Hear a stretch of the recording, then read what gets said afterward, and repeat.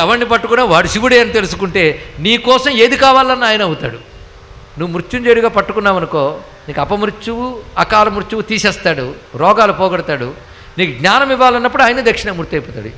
మనవాడైనప్పుడు అన్నీ ఇస్తాడండి. ఇక్కడ ఇందాక మల్టీ టాలెంటెడ్ పర్సన్ మనవాడైతే ట్రీట్మెంట్ ఇస్తాడు, సంగీతము పాడతాడు. అలాగే శివుడు మనకు అన్నీ చేయగలడు. ఇక్కడ ఇప్పుడు దక్షిణామూర్తి స్వరూపం అత్యద్భుతమైన రూపం.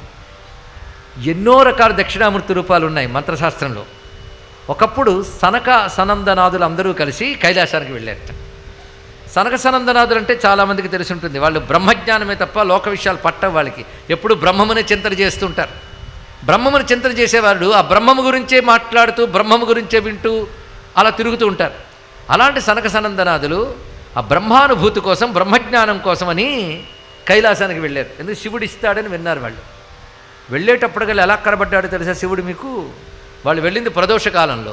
శివుడు నాట్యం చేస్తున్నాడు. వీళ్ళేమో సనక సనందనాథులు యోగులు. వాళ్ళు ప్రశాంతంగా కూర్చొని ఏకాంతంలో భగవంతుని చింతన చేసేవాళ్ళు. వీళ్ళు వచ్చి చూసేటప్పటికల్లా శివుడి దగ్గర నానా పటాటోపం ఉంది. ముందుగానే వాళ్ళ ఆవిడితో నాట్యం చేస్తున్నాడు.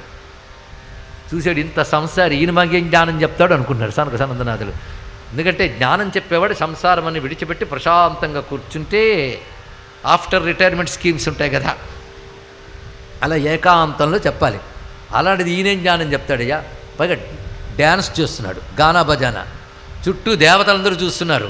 ఒకరేమో మృదంగం వాయిస్తున్నారు, ఒకరు పాట పాడుతున్నారు, ఈయన డ్యాన్స్ చేస్తూ ఉన్నాడు. ఇంత సంసారం పెట్టుకున్న ఆయన మనకి జ్ఞానం ఏం చెప్తాడు? మనం పొరపాటును వచ్చాం అనుకున్నాడు సనక సనందనాథులు.